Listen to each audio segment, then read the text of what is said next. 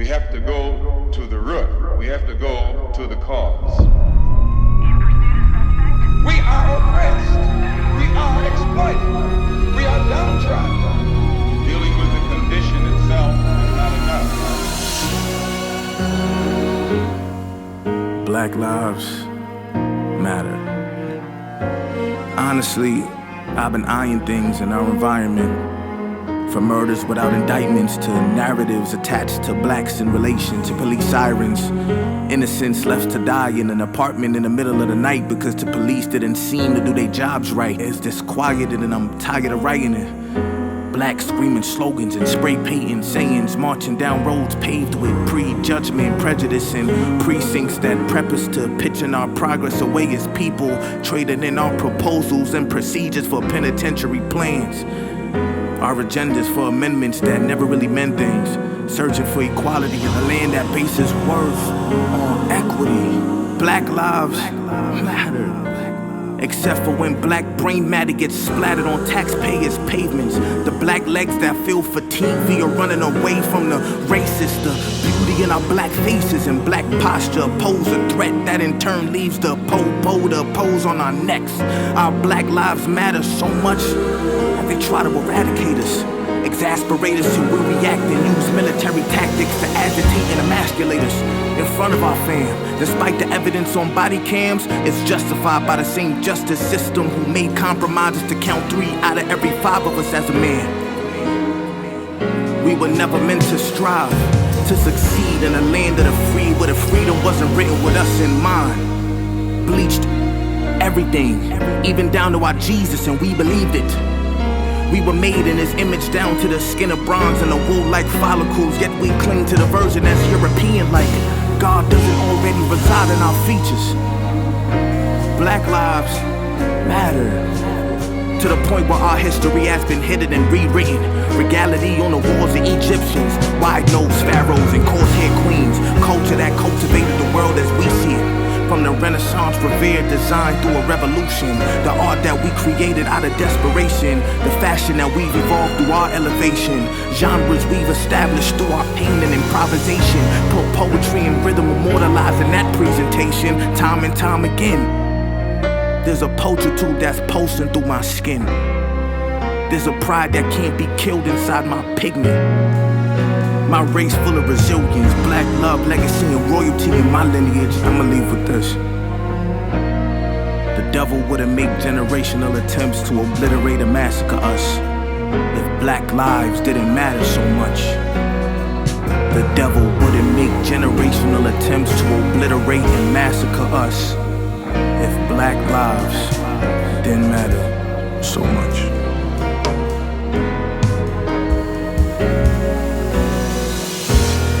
Black lives matter.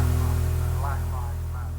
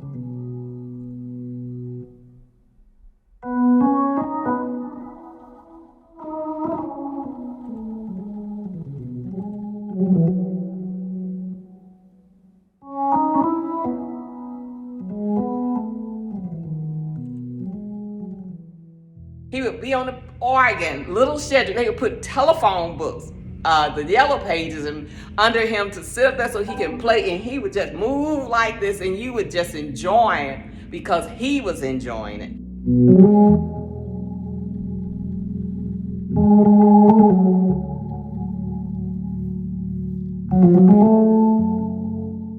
But I'm thankful that he have blossomed to be to me and to many people all over this world, one of the greatest musicians that have ever lived.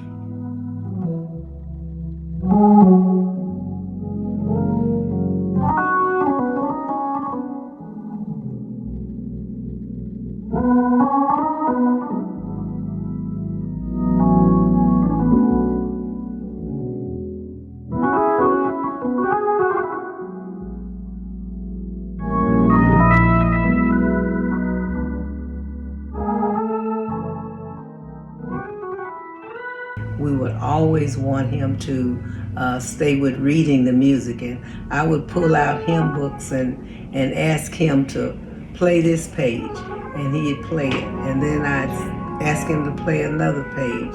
And so he got so good until he would play me to sleep sometime. I just enjoyed him so much.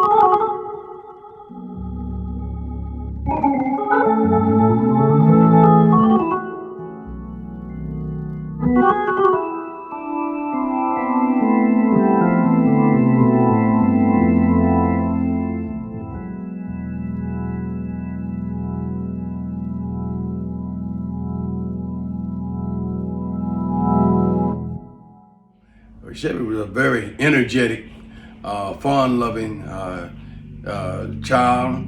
He loved outdoor activities. I tried to get him involved in fishing, but Shedrick loved basketball, football, track. Baseball, I used to swim, did a lot of street fighting. He eventually fell in love with music, and that became the love of his life.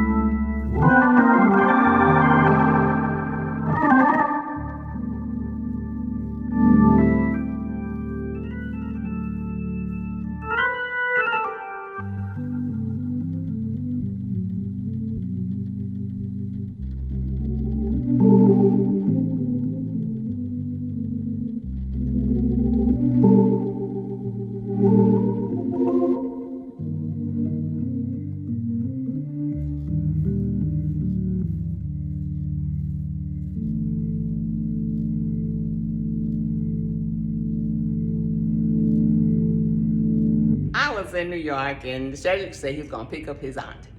So he said, "Oh, you're gonna hang with me all night?" I'm like, "I'm gonna hang." So around 12:30, we were leaving a church on a Sunday. And then he went to work to the Village Underground, where a lot of famous producers would come and interview upcoming stars. But he was the pianist there. I had been hanging out with my friend Nathaniel Townsley, and he was like, "Man, you should come and hang out with me at this open mic spot." And I went for the first time, and again, I'm not considered a singer, but when I heard Ron Grant open up his mouth and sing, I'm like, if I could sing, that's how I would want to sing. And that young man, my Shedrick, was just playing at the Village Underground, and it was just wonderful. And I heard so many marvelous voices, and no matter who came up, Shedrick could play that music for him. Ron asked me to sit in at the Village Underground at the time.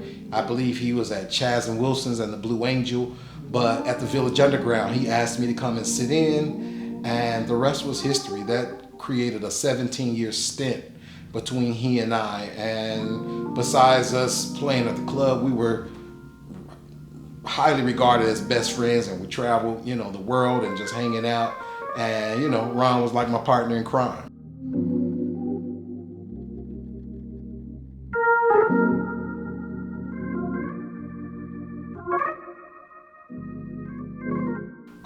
I certainly miss Ron. I think about him every day, and continue. God bless his soul.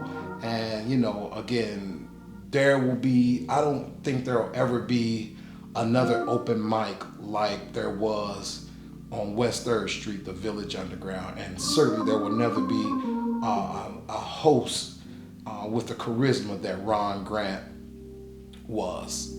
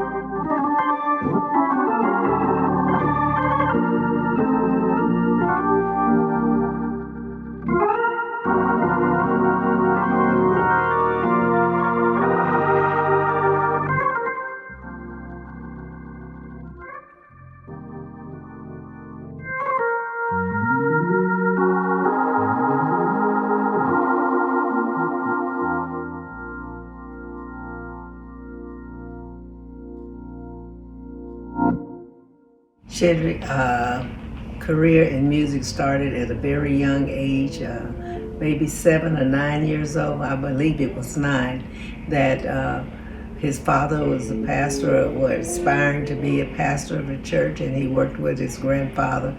And we just knew that he needed to get in music, because being in church, all pastors need a good musician. And we felt that, we'd try it out. And well, he didn't want to be a guitar player. We put both kids in guitar, and the teacher had a problem dealing with him because he was left-handed. And so I said to my husband, which was a minister at the time, I said, just put him in piano. And we did. We took him to his first lesson. He did well. took him to his second lesson. He did excellent.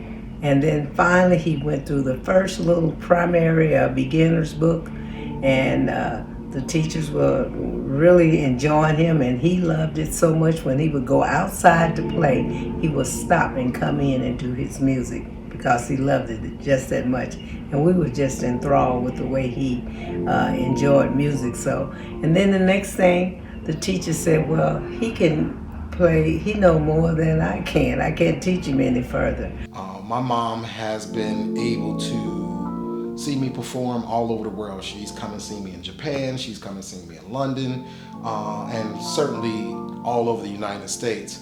I was performing this time, I don't know what year it was, but I was performing a red carpet Grammy event with my brother Maxwell.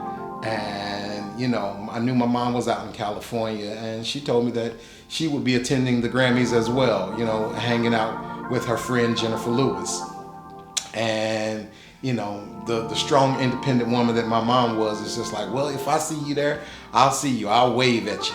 But she was not paying me no mind. But the fact that she just enjoyed herself, and, you know, my mom is such a beautiful, beautiful woman, you know, from the inside to outward. I see why my dad, you know, chose her, you know what I'm saying? Way to go, Dad.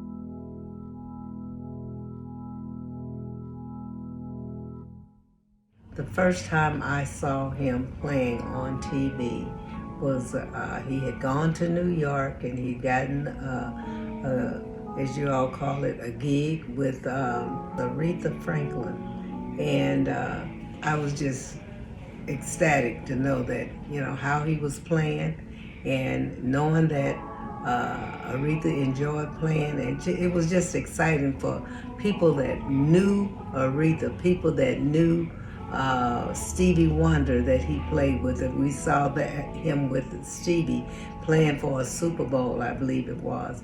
And that was just so exciting to see a young kid that left home and went to New York, and he was going to make it. He knew that was his way of making a living. And that's what he did. He just pressed forward and he worked hard. And then all the stars, Aretha Franklin, Maxwell, or even Whitney Houston, all those names. And when we would see him play at the White House and all the different, it was just exciting just to see him even on TV. So we really enjoyed it, and we knew that he was going to make it.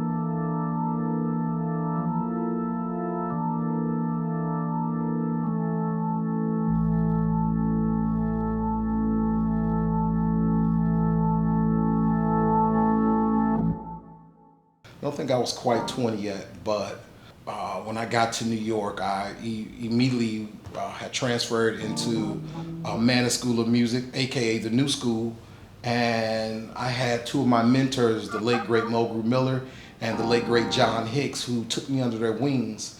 So, you know, when I got here, you know, I was playing and, you know, I was in school, but they started recommending me. And, you know, it quickly prepared me for the artists that I went on to play with, the Kenny Garretts, the Diane Reeves, Terrence Blanchard, Christian McBride. But those, you know, those early beginnings were very, very humbling. And, you know, for myself at that time, at 2021, I literally was traveling the world, and I had to grow up really, really fast on the bandstand and off the bandstand, and how to, you know, just manage my money, because I was seeing quite a bit of money at an early age. And that kind of segued into, you know, me playing 2003 with my beloved late sister, Whitney Elizabeth Houston.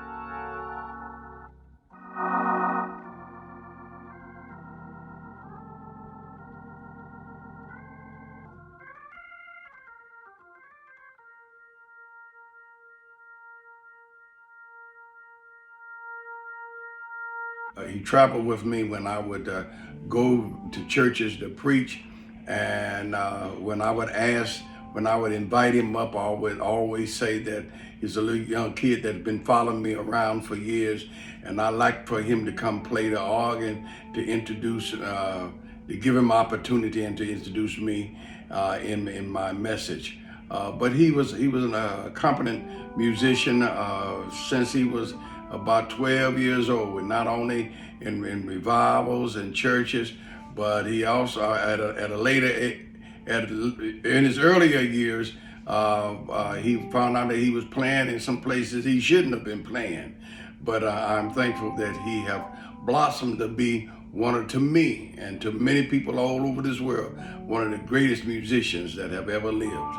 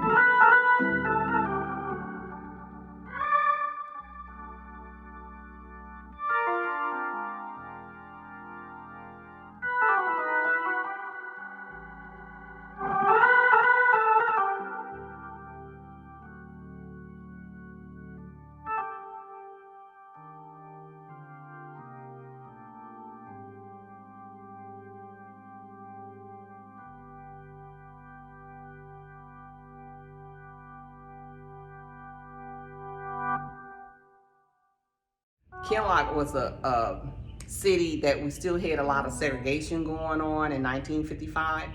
So we were a proud city, and we wanted to show people that our church, our homes could look just as nice even if you didn't want us by them or not. For St. John, I am just so proud of Pastor John Mitchell Sr. and Mother Rosie Mae Johnson Mitchell. Both grandparents was in the church, and they taught their kids to love the church and love God. And when St. John was established in 1966, I was 10 years old. They gave my father a surprise Martin Luther King Award because he would have his doors open to the church, which is still open now. He served in the community as a trustee or an officer of Kinloch, him and Mother Mitchell, Rosie. And it was just really a tight place. And so they honor him.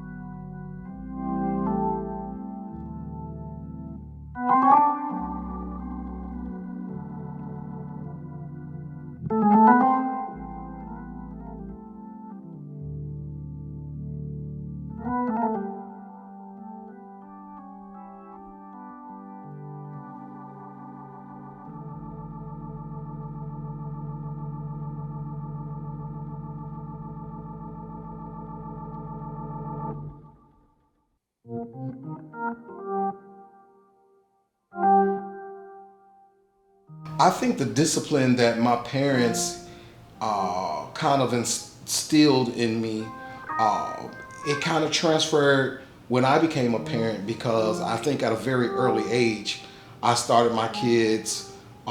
They, got into running track, and while I was just a happy parent sitting off to the side, I eventually started helping a friend of mine coach, and then my kids started asking me to coach, and at that point, now I'm the head coach of a track team called the Extreme Runners.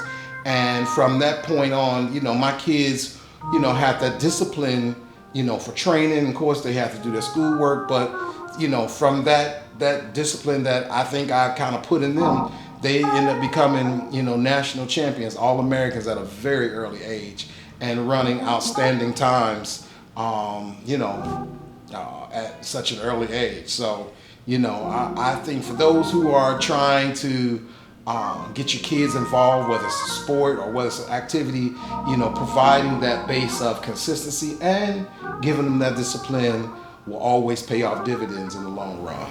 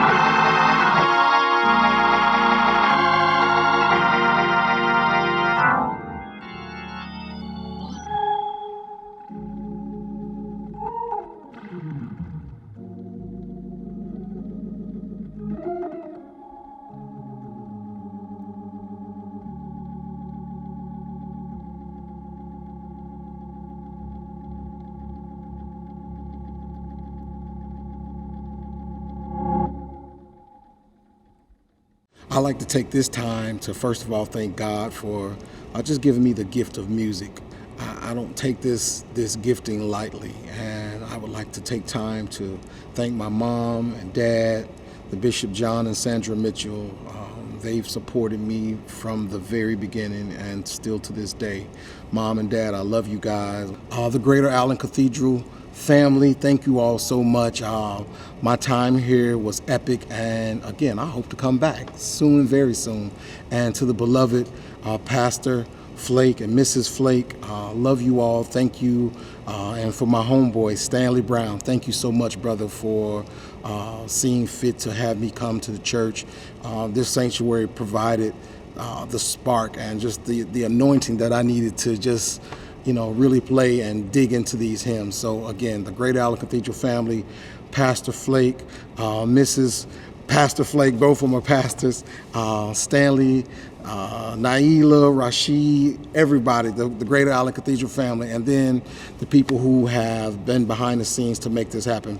My brother Jordan, my brother Barry, my brother Chris Parks, Chris Green, and the security staff, the janitorial staff, and just allowing me to come into this beautiful sanctuary and take time to say thank you to my brother and my sister and my brother-in-law and my sister-in-law and my uncles, aunties, my nephews, and and many friends. And last but not least, always, I want to thank God and thank God for my children, Clark, Shedrick, and Kylan. And I just want to tell you guys that I love you, and Dad plays this music, and you guys keep me playing. I love you all, and I hope that when you hear this project, that while you're in school, college, that this music will minister to you in your quiet, in your private time. I love you.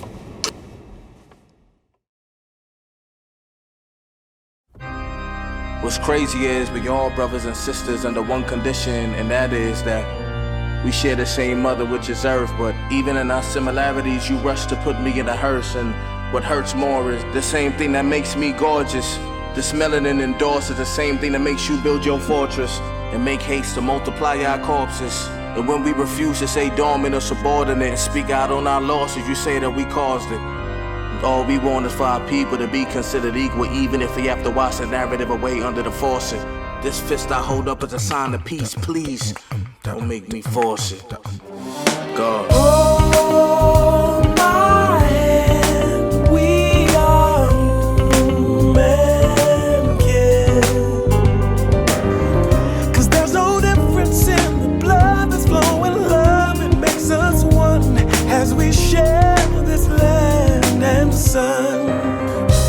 Can you imagine living in a world of peace? Ain't no reason to fear the next man. Beautiful harmony. How can we make this a reality? Our families, where I see me and you in me. Oh, my hand, we are human kids. 'Cause there's no difference in the blood that's flowing. Love, it makes us one as we share this land and sun. As we walk the streets, justice for every man. But when a person's life is taken, we don't seem to understand. Can we find a solution? Can we raise up a nation to love and respect, no matter the skin? Oh, my hand, we are human kids. 'Cause there's no difference in the blood that's flowing. Love, it makes us one as we share this land and sun. Oh, my hand, we are human kids. 'Cause there's no difference in the blood that's flowing. Love, it makes us one as we share this land and sun. Melanin pills outweigh gold on the black market. The same black that made me priceless left me targeted to huffer all the pain and the history that I harbor. Unapologetic with every breath that I garner. We share mother earth that made us kin. Still I get disregarded regarding my shade of skin. We've been on an uphill battle since Eve bit the apple. Communication scrabble since the Tower of Babel. European Christians label kings as chattel. Just to be civil, we had to battle. We done built relations with our triggers, from emotions to 9mm. Mama see my regal, you see a nigga. And a son's been tired of being son. Called sinners by everyone under Jehovah's son. So until they see the shine that Elohim injected in our minds, then we gonna continue to collide. We are human kin. 'Cause there's no difference in the blood that's flowing, love that makes us one as we share this land and sun.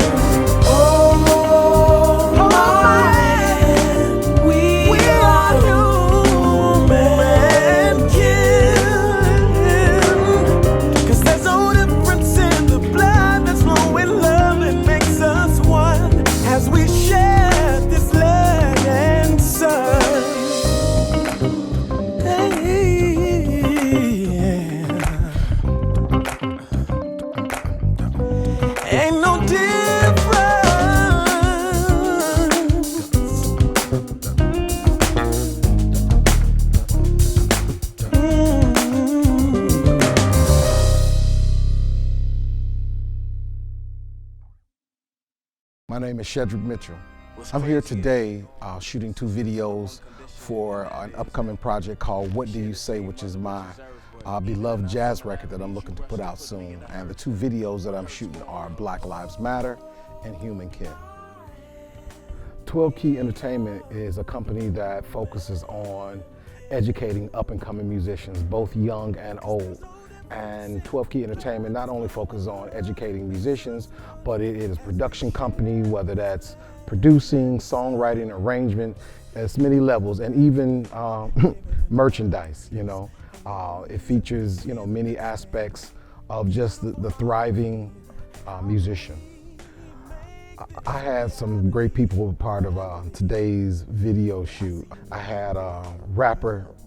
I had to say Lou God, because ain't nobody bigger than my God, but rap God, Oswin Benjamin. I had vocalist extraordinaire, Aaron Marcellus, and I had the illustrious string arrangement from Nicole Neely, and she had an all-star cast of string players who helped beautify the music with strings. I've had some of my homies, and you know, I call them brothers from another, Joe Harley, Davon, and you know, my heart, you know, one of my kids was here, my son Kylan Mitchell. My name is Kylan Mitchell, and I'm here today to help with my dad's new record that he's putting out, What Do You Say? He's the greatest, he has the greatest influence in my life. I look up to him in many ways, you know. He influences my everyday, how I go about my everyday life. The intentions behind Black Lives Matter came at a point where Aaron and I had got together. Mike Brown had just gotten killed, and I'm from St. Louis, Missouri, and it actually hit home just because Mike Brown is from Ferguson, Missouri. I'm from Ferguson, Missouri, and you know, at a point where we felt just the unrest that was growing in the country, we felt like we needed to pin it and put music to what it was that we were feeling. So that's where the whole Black Lives Matter came. Human Kin is, we're tired of the fact that there's that racial divide. We've seen it far too long, you know, for hundreds of years. And we're just at a point where we need to try to come together. You know, God has put us on this earth to share this world. And, you know, we can't continue to have divide and feel like, oh, you know, this belongs to me or this belongs to me. At the end of the day, we have to be able to share and love one another and fellowship with one another. Makes us one as we share this land and sun.